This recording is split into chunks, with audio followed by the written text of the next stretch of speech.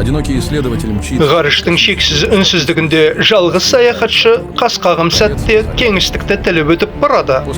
Оның миссиясы Сатурнның тылсым құпияларын ашу, алып сақиналары мен жұмбаққа толы серіктердің пердесін түру.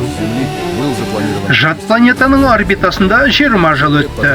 Кассини зондының күш қуаты сарқылуға таяу. Тіршілік нәрі жасырынған айларды аман сақтау үшін жерден келген бұл батыл саяхатшының соңғы қайтпас сапары жоспарланды. 7 жылдық ұзақ жол. Онымен бірге Европаның Гюгенс аппараты да сапар шекті. Бұл адамзат баласынан қиыр ғарыш қойнауына табан тіреген алғашқы ерлік еді. Ал Сатурнның өзі алапатты ауылдар мен гравитациялық бидің мекені екені белгілі болды.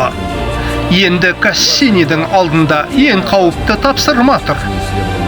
Бұл ұлы финал. Өзінің соңғы демінде Кассини Сатурн атмосферасына тереңдей енді.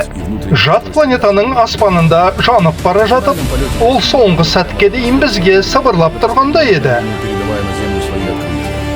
Батыл саяхатшы өзі ғашық болған сол бір әлемнің мәңгілік өлшегіне айналды.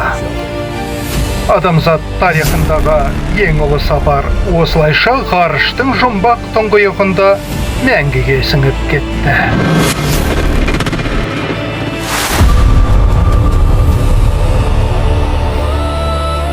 Қазақ тілі дыбыстаған Киномобиль.